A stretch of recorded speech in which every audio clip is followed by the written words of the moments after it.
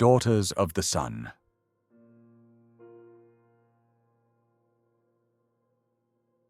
Welcome, traveller. How fortunate that our paths have crossed.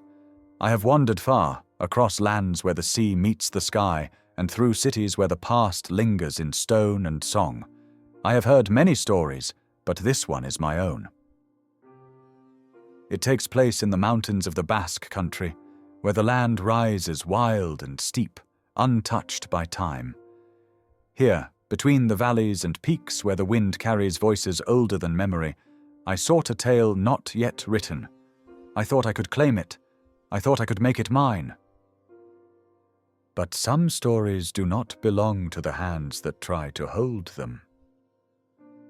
The road had long since disappeared beneath my feet, swallowed by stone and dust. For 3 weeks, I had climbed through valleys untouched by time, across ridges where the sky pressed close and the air tasted thin. The mountains here did not welcome travelers.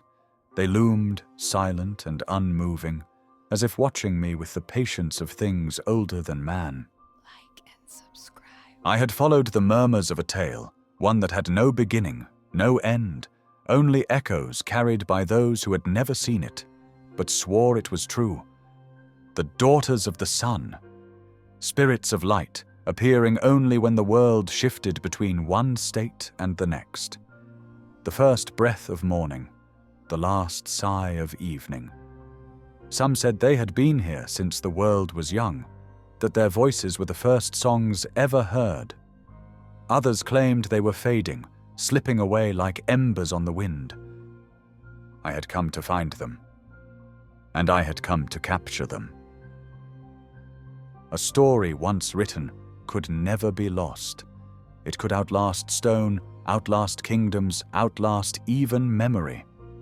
That was why I had spent my life chasing words, why I had left behind everything I had ever known to find this one story, one that had never been set to ink. I reached the ridge at dawn.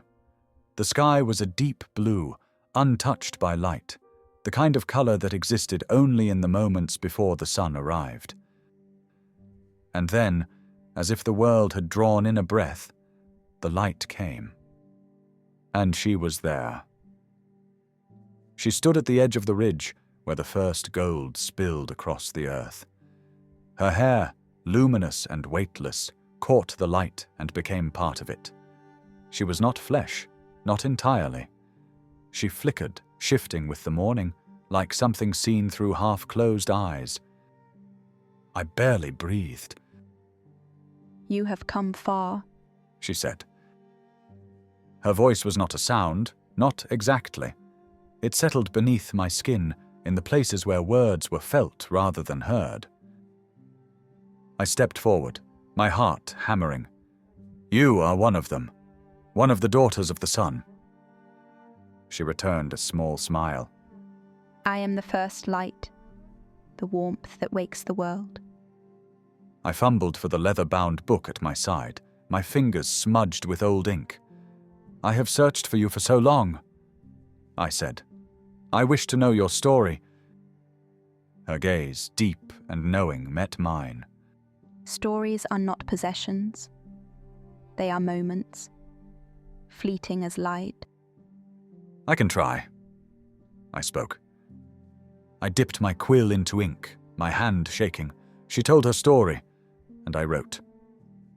Her words moved like wind over water, speaking of the first dawn, of the skies longing for the sun, of a world that had once known no darkness. The sound of it filled me, so much that I feared I could not contain it. I pressed my pen to the page faster, desperate to catch every syllable before it slipped away. Then I noticed the warmth was fading, the gold unraveling, the dawn retreating before my eyes. I looked up, horror twisting my chest. She was fading, her light thinning, undoing like silk pulled apart. No, wait! My voice caught in my throat.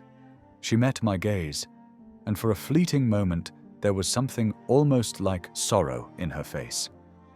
You cannot hold the first light of morning. It was never meant to linger, she murmured.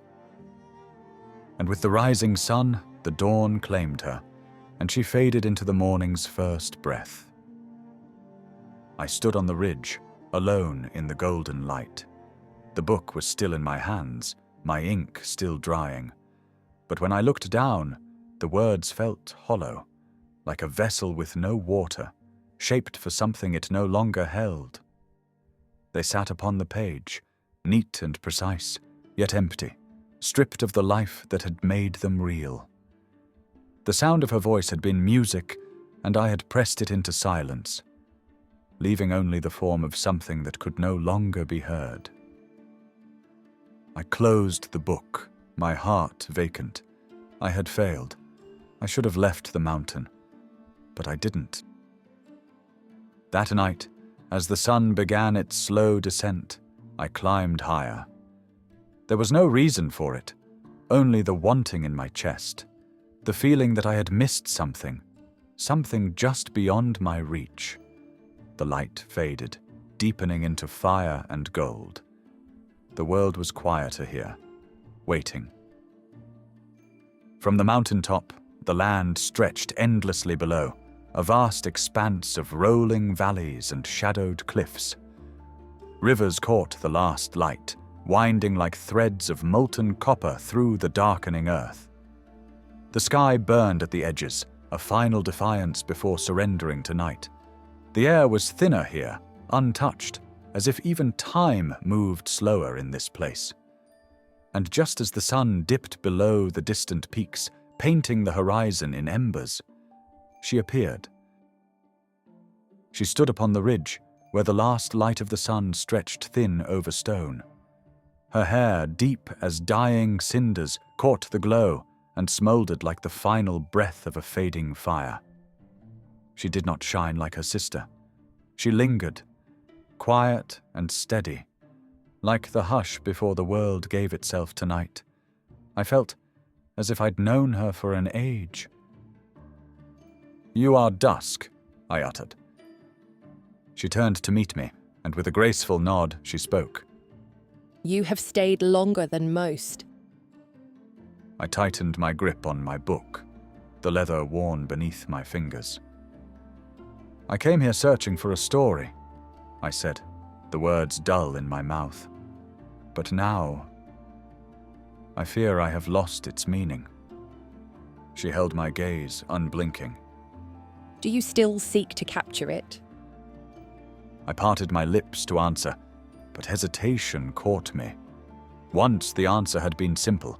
I had chased this tale across distant lands, believing that if I could write it, I could make it real. But now the story I had sought no longer felt whole. Only fragments remained, scattered and weightless. "No," I admitted. "I don't know what I seek anymore." She took a step closer, and the air between us grew still. Tell me, what did my sister say to you? I thought back, to the golden light, to the voice like music slipping through my grasp. "She told me her story," I said.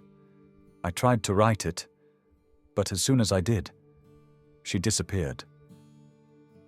Dusk tilted her head slightly, her expression unreadable. And why did you write it? "Because if I didn't, it would be lost."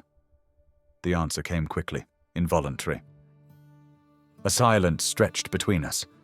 She let it hang there, waiting for me to hear my own words. I frowned. "Wouldn't it?" You tell me. She said. I looked down at my hands. The book was still there. The ink, the empty words, the proof that I had captured nothing. The moment had been real when she spoke it. It had been alive. But when I tried to trap it on the page, it had withered. I felt something in my chest shift. Dusk reached forward, brushing her fingers over the book. The ink faded, the pages emptying until they were as blank as they had been the day I first set foot on this mountain. You cannot hold light in your hands, she said. but you can carry it in your heart. The weight of her words settled deep. For a long moment I stood there, feeling the last warmth of the sun as it stretched thin across the sky. The air was still, the world balanced between day and night, and in that moment, I understood. I had come here believing that a story only existed if it could be held, that it could not survive unless it was written down. I had chased something untouchable, believing I could make it permanent. But the first sister had not been lost when she faded. She had returned to what she always was. The same would happen to the second sister. And she did not fight it. She did not cling to the moment, nor fear the night that would take her. She simply let go. Dusk exhaled softly, a breath that carried with it something final. The embers of her form flickered, her edges unraveling, dissolving into the twilight that wrapped around the mountains. She did not disappear. She became the last light of evening, the glow that lingered just before nightfall. And then she was gone. The ridge was empty, save for me. The night pressed in, cool and endless, the sky stretching vast and unbroken above. For the first time since I had begun this journey, I did not try to write. I did not reach for my ink or my parchment. I simply stood, watching as the last traces of dusk faded into darkness. I retreated from the mountain in silence. The descent was slow, my footsteps light against the stone. The world below had not changed, only I had. By the time I reached my camp, the fire had burned low, its embers mirroring the color of dusk's fading form. I sat beside it, the night vast and quiet around me, and stared into the glow. I had spent my life chasing stories, believing that if I could write them, I could make them mine. I thought that by putting words to a moment, I could keep it from slipping away. But the greatest story I had ever found could not be captured. It was not something to be owned, only something to be lived. The first sister had shown me beauty, the kind that burned brilliant and fleeting, never meant to be held. The second sister had shown me wisdom, that though light fades, it is never truly lost. I had been so consumed by the need to claim a story that I had nearly missed the wonder of what was before me. But I had seen them. I had felt the warmth of dawn and the hush of dusk, and though they were gone, their presence remained, woven into the air, into the silence, into me. The sun would rise again. It always did. Even in the darkest moments, light would return. I reached for my book, running my fingers over the cover. Then, for the first time, I set it aside. Not because the story was forgotten, but because it no longer needed to be written. I carried it with me, where it would remain, long after ink had faded.